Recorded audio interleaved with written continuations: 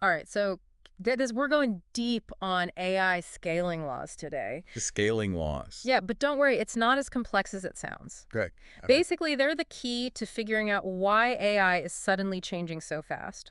Okay. I'm listening. Think of it like practice makes perfect, right? The more Yes. you scale things up in AI, To scale things up. yeah, the more data, the more powerful the hardware, the more complex the algorithm, Okay, I see. the better the AI performs. Makes sense. But here's the really wild part. What's that? There isn't just one scaling law, there's actually three. Interesting. And they all work together like a finely tuned machine to drive the advancements we see in AI. So kind of like an engine with multiple parts all working together. Exactly. Oh. Okay, so let's break down these three laws. Okay. First up, scaling law number one, pre-training. Pre-training. What's that all about?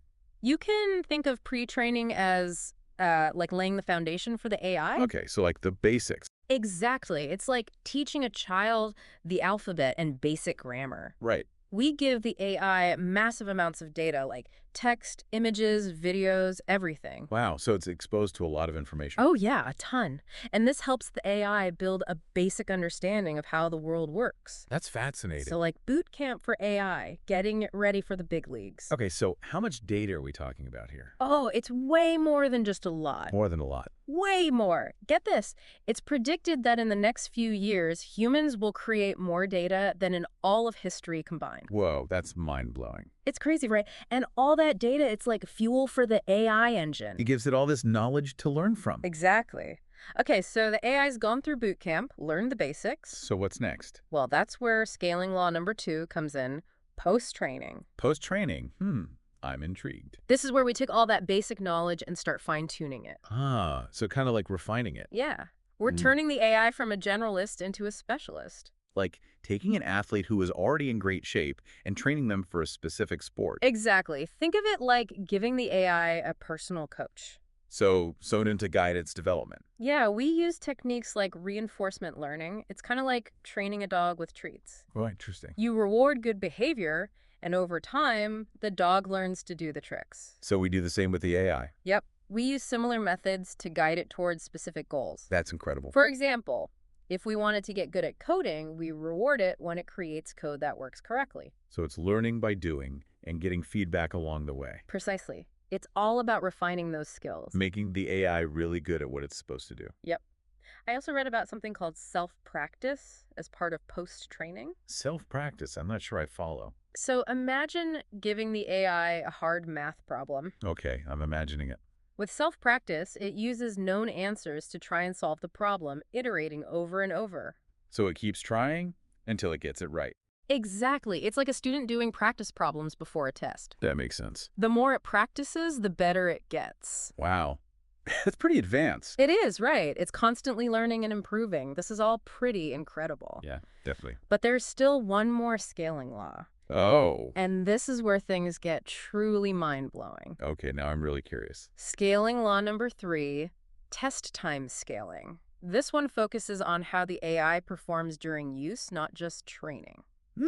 Doing use, that's interesting. It's where we see AI start to do something that looks a lot like strategic thinking. Strategic thinking, so it's planning and making decisions on the fly. It's kind of like that, yeah. Huh. Imagine a student taking a test. Okay. They've prepped and practiced, but now they have to apply that knowledge. Right.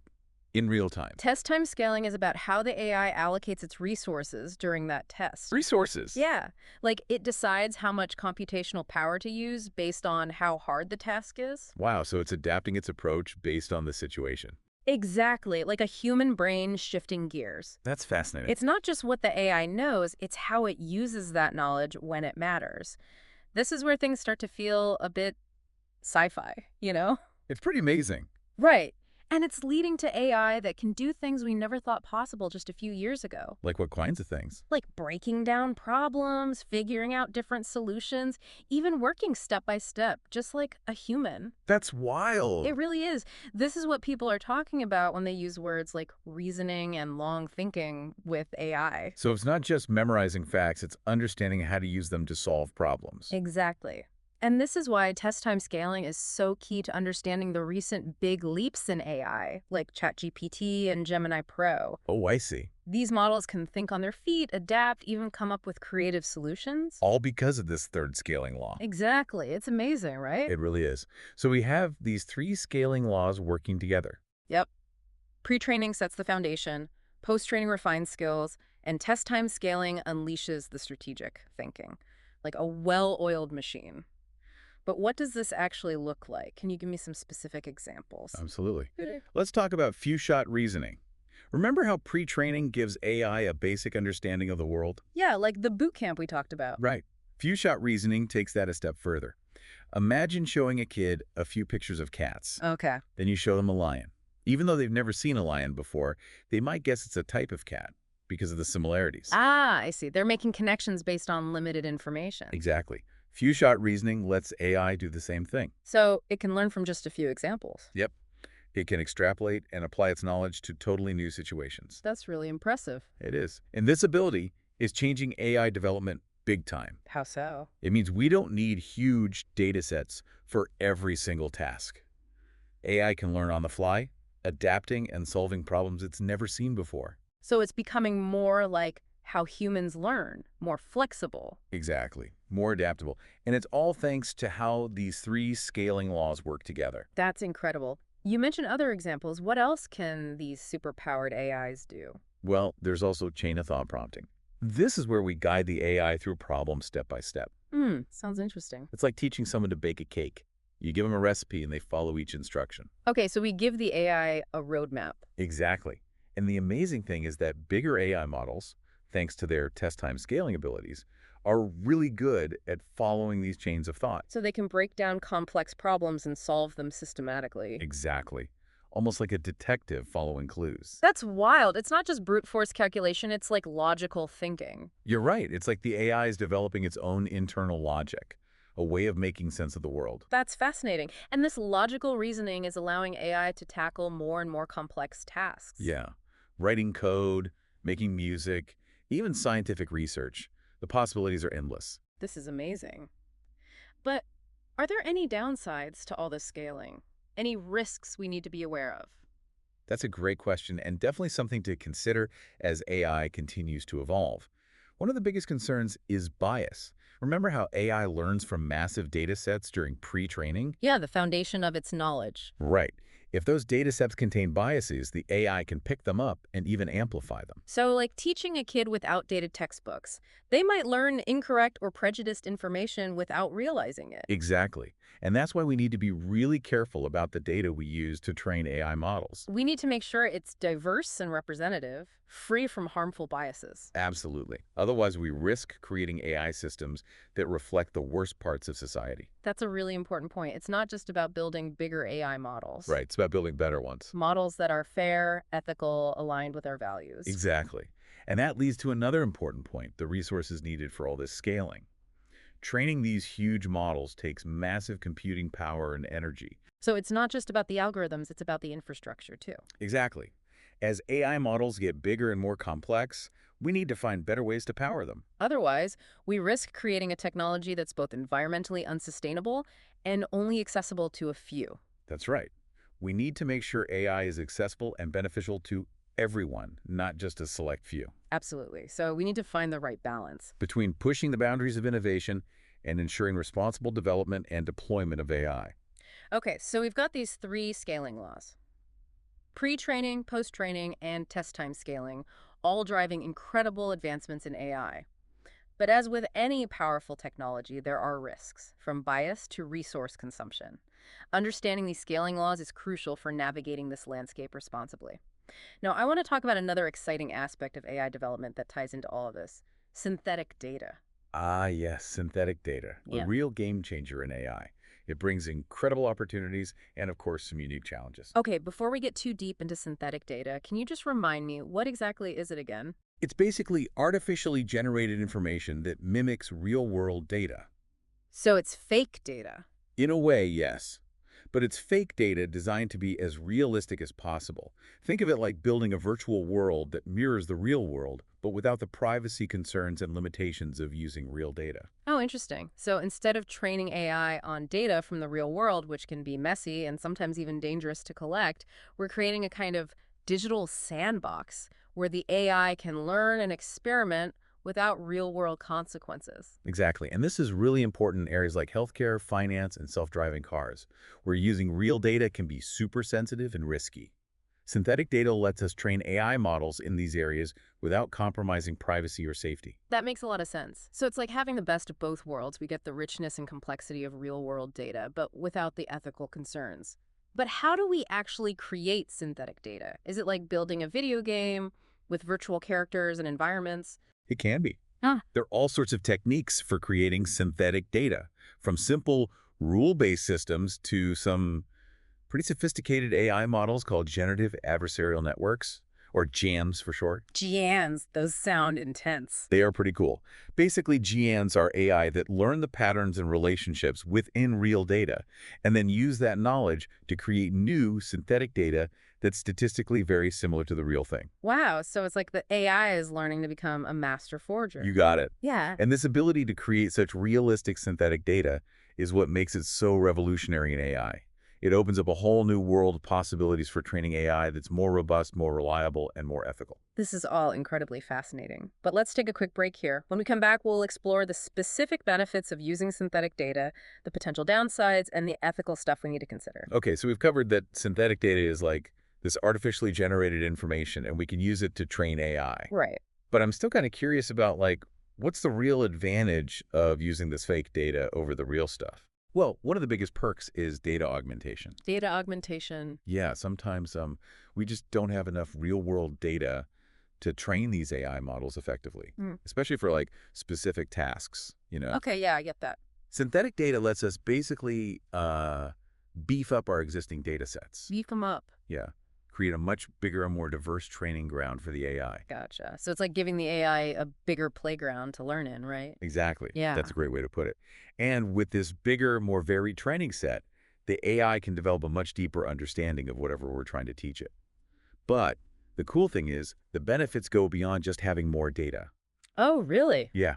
Synthetic data can actually help us tackle that whole issue of bias in AI we were talking about. Oh, right, because real-world data often has those biases baked in. Exactly. And then the AI can learn and even amplify those biases. Right, right. But with synthetic data, we have way more control. Yeah. We can control the data we create, make sure it's balanced and representative of, well, the world we actually want to see reflected in AI. So it's like building a better, more equitable world for the AI to learn from. Exactly. It has huge implications for making sure AI development is ethical. Yeah, I can see that. So by using synthetic data, we can build AI systems that are fairer, more transparent, less likely to be discriminatory. Precisely. This all sounds pretty incredible, It is. but I gotta imagine there are some challenges, right? It can't all be perfect. Of course, you're right, there are. One of the biggest things is making sure the synthetic data is high quality. Quality. Yeah, making sure it's accurate. Even though JANs and those other techniques are getting super advanced, there's always a risk that this synthetic data won't perfectly match all the little details and nuances of the real world. Right, so it's like creating a map that's mostly right, but maybe it's missing a few landmarks. That's a good way to think about it. The AI might do great in that simplified world, but then when it's out in the real world, things could go wrong. And those mistakes, they could have real consequences in the real world. Exactly, especially if the AI is making big decisions in areas like healthcare or finance. Right, so making sure the synthetic data is as realistic as possible is super important. Couldn't agree more. But are there other challenges too? What about the ethical side of things? Yeah, so one concern is misuse. Misuse. Yeah. You see, synthetic data can be used to make deep fakes. Oh, those super realistic fake videos? Yep, those. And audio, too. Right, I've seen them. They're pretty crazy. I know, right? And they can be used for bad stuff, like spreading misinformation or damaging someone's reputation. Yeah, that's scary. And the scary part is, as the technology gets better, it's going to be even harder to tell what's real and what's fake.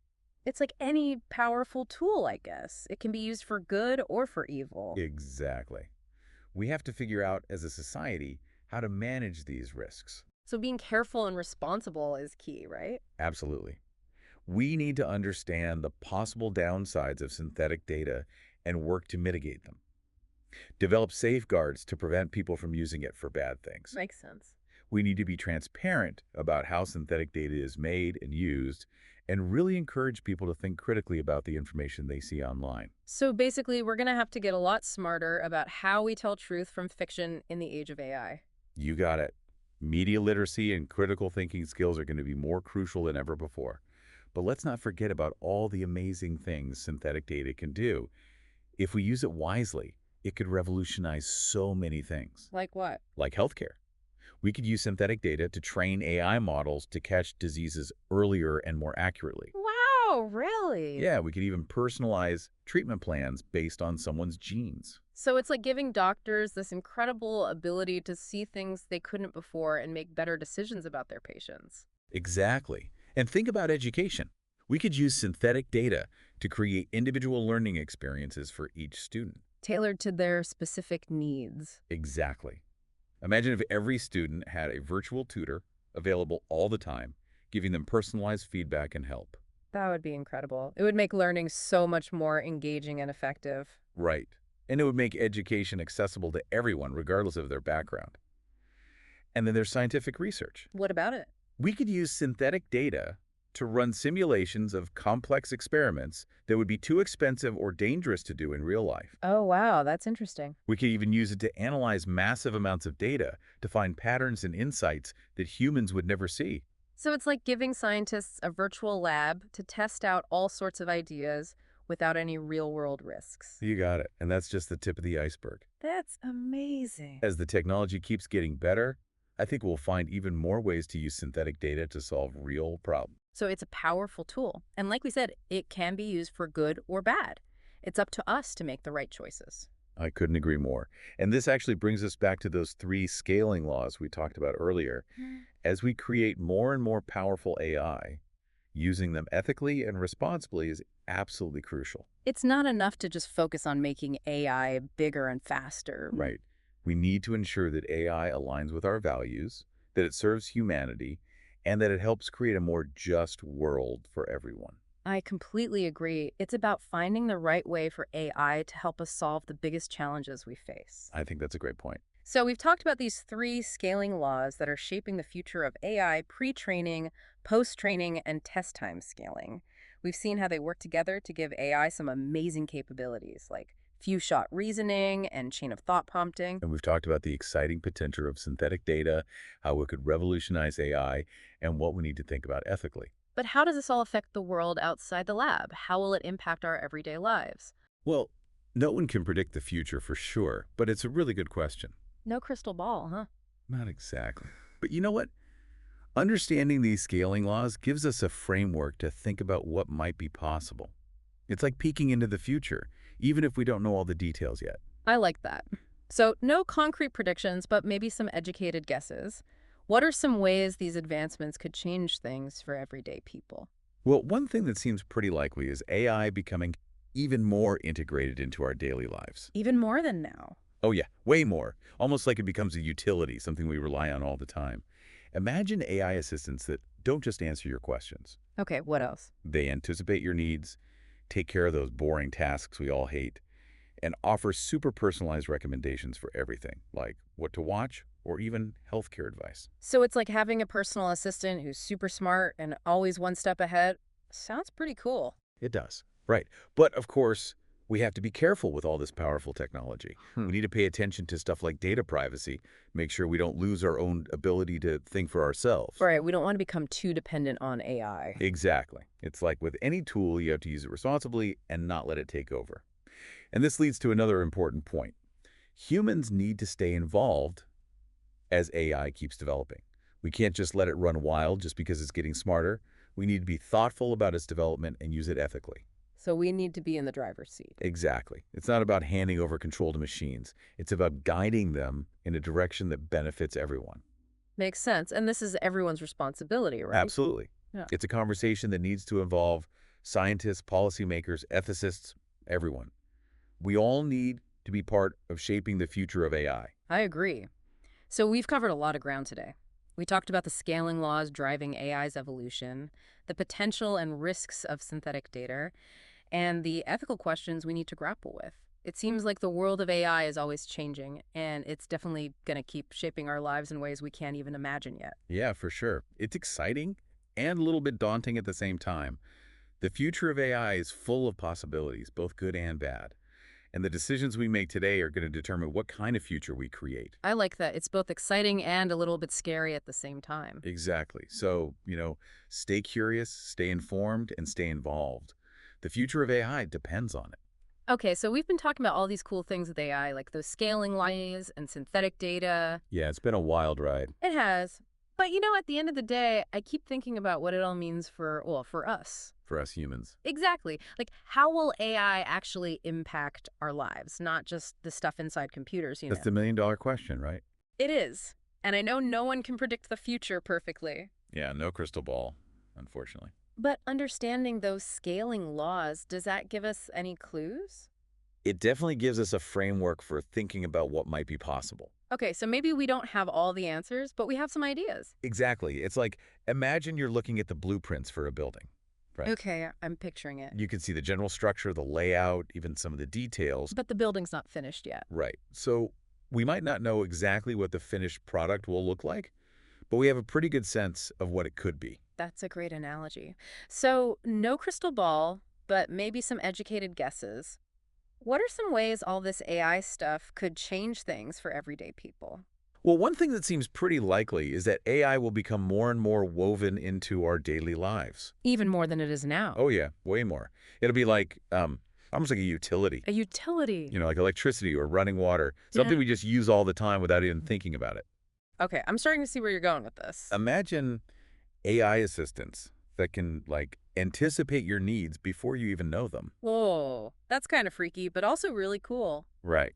And they could take care of all those little tasks that take up so much of our time. Like scheduling appointments, paying bills, that kind of stuff. Exactly. AI could free up so much of our time and mental energy. So we can focus on the stuff that really matters. Exactly. And think about all the personalized recommendations AI could offer. Okay, like what?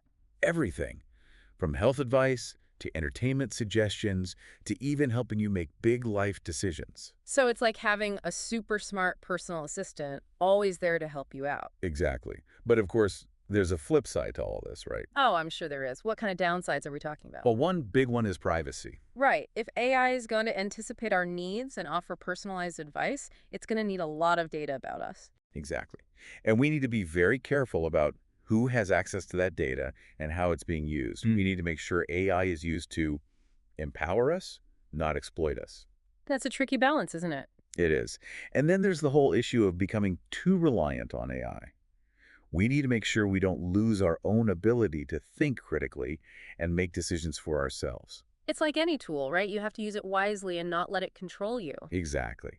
And that's why it's so important to emphasize the need for human oversight in all this. As AI gets more and more powerful, we can't just let it run wild. We need to be actively involved in shaping its development, making sure it aligns with our values and serves our best interest. So we need to be the ones steering the ship. Exactly. It's not about handing over control to machines. It's about guiding them in a direction that benefits all of humanity. That makes sense, but that's a huge responsibility, isn't it? Yeah. Who's going to make sure all this happens? Honestly, it's not just one person or group. It's going to take all of us working together. All of us. Yeah. Scientists, engineers, policymakers, ethicists, even everyday people. We all need to be part of the conversation.